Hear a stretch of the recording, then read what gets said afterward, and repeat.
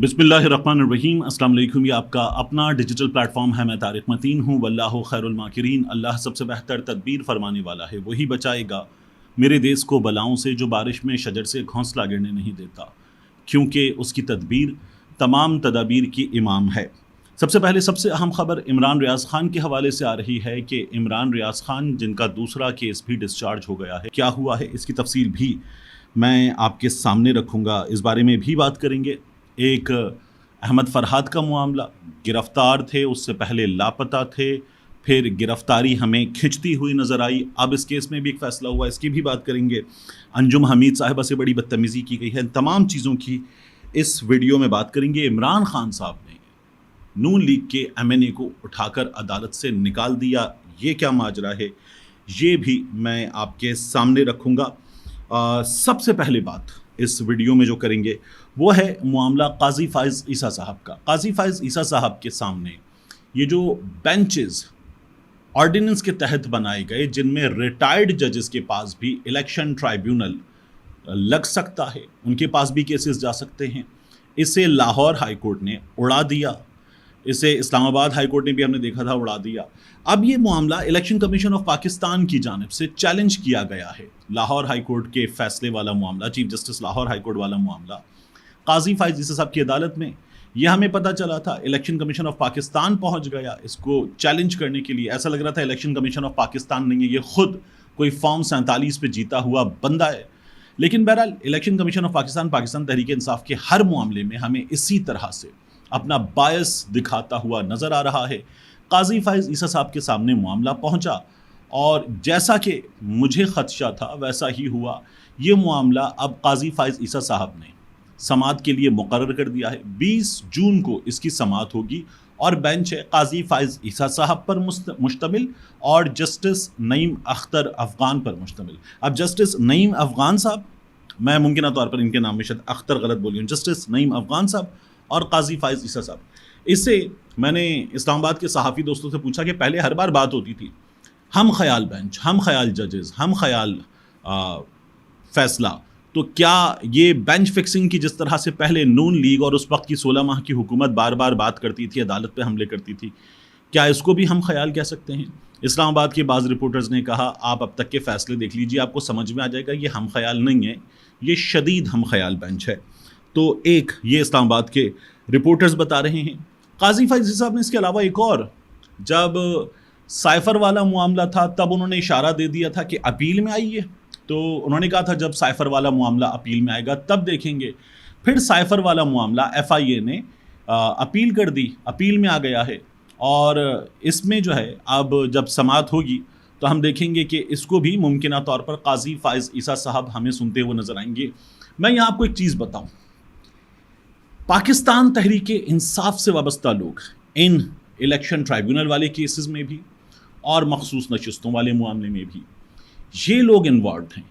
और जस्टिस गुलजार अहमद साबिक chief justice, उनकी अदालत ने फैसला दिया था, गालिबन 5 रुकनी बेंच था अगर मैं गलत नहीं हूँ, कि काजी फाइज ईसा साहब इमरान खान और PTI के केसेस ना सुने। ये फैसला दिया गया था। ये तो खुद काजी फाइज ईसा साहब चीफ जस्टिस ऑफ पाकिस्तान, मेरी नाक़िस राय में ये खुद सुप्रीम कोर्ट के हुक्म की बाकायदा तौर पर नाफरमानी कर रहे हैं। एक अजीब सिलसिला है जो जारी है। इसके अलावा हमें एक और चीज़ नज़र आई, बुशरा बीबी का मामला। बुशरा बीबी के बारे में कल ये नज़र आ रहा था कि बुशरा बीबी ईद से पहले रिहा हो जाएंगी, क्योंकि बुशरा बीबी और इमरान खान अब जो जेल में हैं वो सिर्फ निकाह करने के केस में जेल में। ये भी इस मुल्क में एक अजीब मजाक है। एक शख्स गिरफ्तार हुआ है कि वो हज करने जा रहा था, एक बंदा गिरफ्तार है, एक खातून गिरफ्तार है कि उन्होंने निकाह किया है। तो बुशरा बीबी के मामले में अदालत ने हुक्म दिया था, इस्लामाबाद हाई कोर्ट ने, कि आप 10 दिन के अंदर ये जो सज़ा मअतली है इसकी दरख्वास्त पे फैसला करें, 30 दिन के अंदर इस केस पे फैसला करें, क्योंकि शाहरुख अर्जुमन साहब उन्होंने केस उस रोज़ मुंतकिल किया जिस रोज़ उनको फैसला करना था। अब जब ये फैसला दे दिया गया तो कल खबर ये आई थी अफजल मजूका साहब की अदालत से कि वो ईद से पहले फैसला कर देंगे।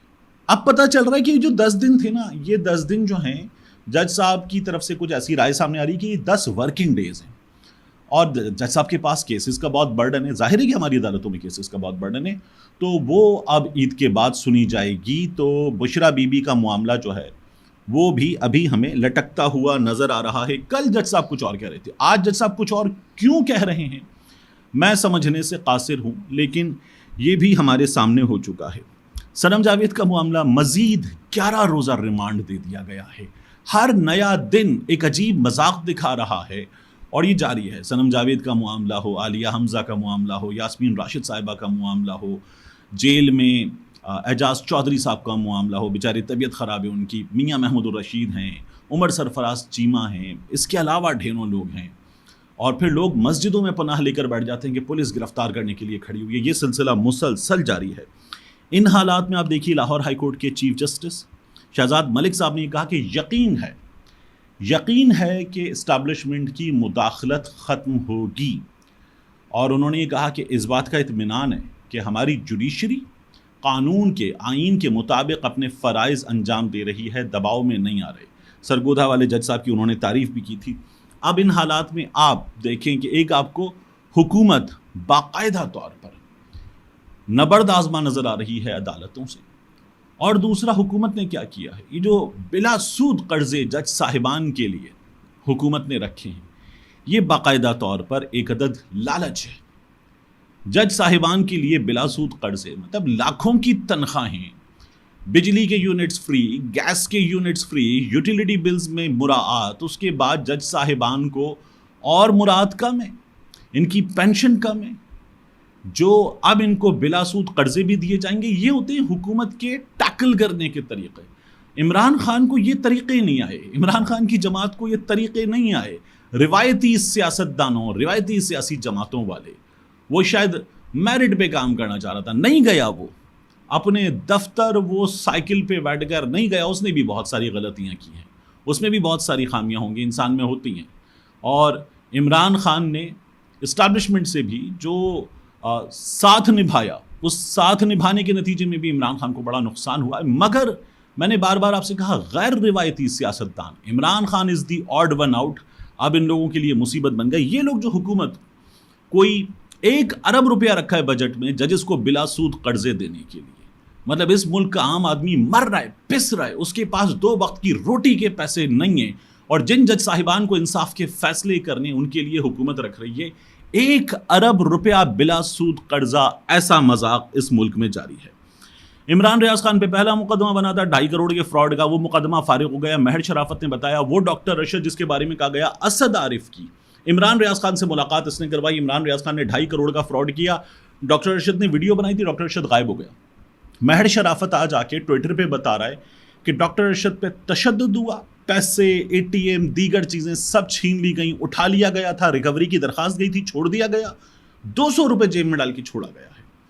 اور اس سے یہ پوچھا گیا کہ تمہارا دوست مہر شرافت کہاں اٹھتا ہے, کہاں بیٹھتا ہے, کہاں رہتا ہے, کیا کرتا ہے, کتنے گارڈز کے ساتھ گھومتا ہے, گاڑیوں کے نمبر بتاؤ, وغیرہ وغیرہ.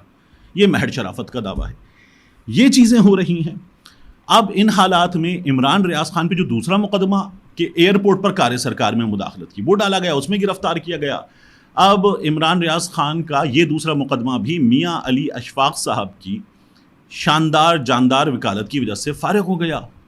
اب وہاں پر جو کچھ ہوا تو انجم حمید صاحبہ جو ہیں معروف وکیل ہیں, ان کے ساتھ بدتمیزی کی گئی. وہ عمران ریاض تک پہنچنا چاہ رہی تھیں, ان کو بازو مروڑا گیا, ان سے فون چھینا گیا. وہاں پر صحافیوں کو پولیس نے مارا پیٹا, ان سے فون چھینے, ان سے بدتمیزی کی, گالم گلوچ ہوئی, سب کچھ ہوا. اب پتہ یہ چل رہا ہے کہ عمران ریاض جو ہیں وہ تھانے میں نہیں ہیں. پھر عمران ریاض خان کہیں لاپتہ کر دیے گئے. عمران ریاض کے بھائی عثمان ریاض نے اس حوالے سے ٹویٹ بھی کیا. تو یہ کیا ہو رہا ہے, یہ کون سی عدالت برداشت کر رہی ہے؟ میں یہ سمجھنے سے قاصر ہوں. مطلب جج صاحب کی عدالت کی ایک عزت ہوتی ہے. میں بار بار کہتا ہوں, یہ جو کوئی جملہ کہہ دیتے ہیں نا, جج کے پاس شہریت ہے نہیں ہے وغیرہ, یہ توہین عدالت ہوگی سو ہوگی, نہیں ہوگی. یعنی عمران خان یہ کہہ دے کہ زیبا صاحبہ ہم آپ کے خلاف ایکشن لیں گے, یہ توہین عدالت ہوگی یا نہیں ہوگی, یہ فیصلہ بعد میں کریں جج.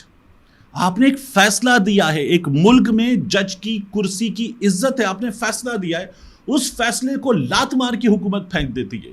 90 دن میں انتخابات کے فیصلے کو پھینک دیتی ہے, بندوں کو رہا کرو پھینک دیتی ہے, ضمانت کے فیصلے کو اٹھا کے پھینک دیتی ہے, چودھری پرویز الہی کو ڈنڈا ڈولی کر کے اٹھا کے گاڑی میں پھینک دیتی ہے. عدالت کی مسلسل بے عزتی ہوتی ہے.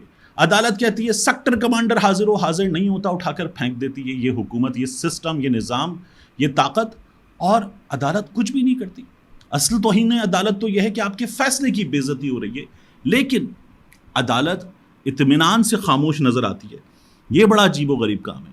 اڈیالہ جیل میں سماعت ہوئی، 4 گواہان طلب کیے گئے. اب عید کے بعد سماعت ہوگی. اس موقع پر کیا ہوا یہ کہ کل ہم نے دیکھا تھا، بلکہ اس سے ایک دن پہلے کا معاملہ تھا، تو اس موقع پر بھی ایک بیرسٹر صاحب جو ہمیشہ ہمیں نظر آتے ہیں کہ وہ حکومت کے موقف کو بیان کرنے کے لیے آ جاتے ہیں ٹیلی ویژن پر، میڈیا پر، اور بتاتے ہیں کہ عمران خان جو ہے وہ کیا غلط کر رہا ہے. اور اب کی بار کیا ہوا ہے؟ اب کی بار ایک بار پھر عمران خان جو ہیں وہ عدالت پہنچے ہیں اس کیس میں، تو وہاں پر MNA دانیال چودھری موجود تھے. اب عمران خان نے ان کو دیکھا اور کہا کہ ہمارے MNAs باہر بیٹھے ہیں، ان کو اندر آنے نہیں دیا جا رہا، تم اندر کیسے آ گئے ہو؟ عمران خان برہم ہوئے، اس پر چیخے چلائے. وہ MNA دانیال چودھری اٹھ کر باہر چلے گئے. میری پاکستان تحریک انصاف کے لوگوں سے بات ہوئی، وہ یہ کہتے ہیں کہ ہمیں 1 کلومیٹر پیچھے روک دیتے ہیں، گاڑی سے اتار دیتے ہیں، سیکیورٹی کنسرنز ہیں اور جاؤ. ان کی گاڑیاں اندر جاتی ہیں، ان کے ڈرائیور، ان کے گارڈز، یہ خود اندر جاتے ہیں اور ہمیں باہر روک دیا جاتا ہے. ہم وکیل ہیں تو ہمارے ساتھ یہ سلوک ہوتا ہے، اور ہم کوٹ پہنے ہوئے گرمی میں، دھول مٹی میں ہم اندر تک پیدل جاتے ہیں. یہ لوگ اپنی AC لگی گاڑی میں عدالت کے باہر اندر جا کر اترتے ہیں اور اطمینان سے یہ سب کچھ جاری ہے. اس طرح سے عمران خان کا کیس چلایا جا رہا ہے. نون لیگ کے لوگ عدالت کے اندر، آپ کو یاد ہوگا وہ جو عطا تارڑ نے کہا تھا جب جج تھے ہمایوں دلاور، ان کی عدالت میں جب کیس تھا کہ ان کے لوگ زیادہ ہوتے ہیں، ان کے وکیل زیادہ ہوتے ہیں، ہم کیا کر رہے ہیں، ہم کیوں نہیں پہنچتے، ہمارے نعرے، ہماری آواز، ہماری پریزنس کیوں نہیں ہے، ہم اپنی طاقت وہاں پر کیوں نہیں دکھا رہے. یہ عطا تارڑ نے کہا تھا، یاد ہوگا آپ کو. اب یہ لوگ جیل کے اندر اس سماعت میں جس میں ان کا کچھ لینا دینا نہیں ہے، جس میں ایک پرائیویٹ بندہ ہے ملک ریاض، عمران خان ہے، اور اس کے بعد ایک ٹرسٹ کا کیس ہے، وہ یونیورسٹی بن چکی، وہ چل رہی ہے، اس کا کیس ہے، کوئی مالی فائدہ عمران خان نے حاصل نہیں کیا. یہ معاملہ ہے، اور اس کیس میں نون لیگ کے لوگ عدالت میں موجود ہوتے ہیں. اور سماعت میں آپ نے جان لیا کہ سماعت اب ہوگی عید کے بعد. یہ عمران خان کے کیسز کا احوال ہے. احمد فرحاد کا معاملہ، بیچارہ 15 مئی کو گرفتار ہوا، آج 14 جون کی 14 تاریخ ہے. تو احمد فرحاد جو ہے اس کے کیس میں کیا ہوا ہے، یہ بہت دلچسپ ہے. احمد فرحاد پہلے محسن اختر کیانی صاحب جو ہیں وہ اپنی کوشش کرتے رہے، کچھ نہیں ہوا، بازیاب نہیں ہوا احمد فرحاد. پھر بتایا گیا کہ 29 مئی کو وہ گرفتار کیا گیا ہے آزاد کشمیر میں. آزاد کشمیر فارن ٹیریٹری ہے، یہ بتا دیا گیا. اور پھر اس کے بعد اب آزاد کشمیر کی اس عدالت میں احمد فرحاد کی ضمانت ہو گئی ہے. چلیے ٹھیک ہے، ہو گئی. وہ کہاں لاپتہ تھا، عدالت کو اس سے کنسرن ہی نہیں ہے، اس کا کیا کریں کہ یہ انصاف کا شاید معاملہ بھی نہیں ہے ہمارے ہاں. لیکن جج صاحب نے احمد فرحاد کی فیملی سے کہا ہے کہ آپ لوگ خیال کیجئے، احمد فرحاد اپنے جذبات کا اظہار اپنی شاعری کے ذریعے کریں. ٹھیک ہے، یہ بھی جج صاحب نے اجازت دے دی، یعنی وہ کہہ دیں کہ یہ اپنی مرضی سے سوچتا ہے، اسے اٹھا لو، اپنی شاعری کے ذریعے کریں، لیکن صحافت نہ کریں. مطلب جج صاحب کیسے فیصلہ کریں گے کہ کوئی شخص جو حلال اور ریکگنائزڈ پروفیشن ہے اسے اختیار کرے یا نہ کرے؟ یہ جج صاحب کون ہوتے ہیں فیصلہ کرنے والے؟ تو جج صاحب اس کی فیملی کو وارننگ دے رہے ہیں کہ صحافت نہ کرے. کیوں نہ کرے صحافت؟ میں جب آپ نیوز میں تھا تو احمد فرحاد وہاں کانٹینٹ دیکھتا تھا، اس کا کانٹینٹ اسٹرانگ ہے، وہ کانٹینٹ دیکھتا تھا، اور وہاں پر بھی وہ شعبہ صحافت سے وابستہ تھا. اور میں نے کئی بار احمد فرحاد کا دیا گیا وائس اوور کیا ہے، وہاں پر ہمارا انٹریکشن ہوتا تھا. تو وہ احمد فرحاد جو ہے اس کو جج صاحب کہہ رہے ہیں کہ وہ صحافت نہ کرے. یہ بھی عجیب و غریب کام ہے. جج صاحب آپ یہ وارننگ کیوں کر دے سکتے؟ لیکن بہرحال عدالت ہے، دے دے گی تو کیا کر سکتے. آخر میں آپ کو بتاؤں کہ راشد لطیف صاحب غالباً 8 برس سے PTV کے ساتھ وابستہ تھے. محسن نقوی صاحب پر صحافی جو اسپورٹس کی فیلڈ کے، وہ بتا رہے ہیں کہ انہوں نے تنقید کی، اور اب چیئرمین PCB بھی ہیں محسن نقوی، وزیر داخلہ بھی ہیں.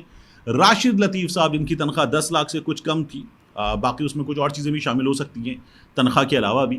راشد لطیف صاحب PTV سے فارغ کر دیے گئے ہیں 1 مہینے کا نوٹس دے کر. تو اس 1 مہینے کے نوٹس میں ممکنہ طور پر ان سے کام نہیں لیا جائے گا. آپ PTV کی نشریات اگر دیکھتے ہیں جس میں ڈاکٹر پہلے نعمان ہوتے تھے، راشد لطیف بہرحال پی ٹی وی کی اس نشریات میں ہوتے ہیں، اب میرا خیال ہے نظر نہیں آئیں گے، تو 30 دن جو ہے وہ آپ بیٹھیں اور آپ اپنے یہ جو 9,80,000 سم تھنگ پیسے ہیں، 10 لاکھ کے آس پاس پیسے ہیں، یہ پیسے لیں، اللہ اللہ خیر صلی اللہ، آپ کی چھٹی۔ تو کیسے کریں گے محسن نقوی صاحب، آپ بڑی سرجری کیسے کریں گے؟ اتنی سی تنقید تو برداشت نہیں ہو رہی ہے آپ سے باقاعدہ طور پر مستند one of the best cricketers, one of the best wicketkeepers, اس کی آپ سے اتنی سی تنقید، ریلیونٹ آدمی ہے وہ مجھ جیسا للو پنجو نہیں ہے، وہ کوئی ایمی فارغ آدمی نہیں ہے کہ جو بول دے گا۔ وہ آپ پر اگر تنقید کرتا ہے اور جائز تنقید کرتا ہے، آپ کی کرکٹ پر تنقید کرتا ہے، اصلاح کے لیے کرتا ہے، تو آپ سے وہ بھی برداشت نہیں، اس کو بھی نوکری سے فارغ کر دیا گیا۔ تو کیسے کریں گے آپ سرجری اس ٹیم کو کیسے سدھاریں گے؟ ملتے ہیں انشاءاللہ آپ سے اگلی ویڈیو میں۔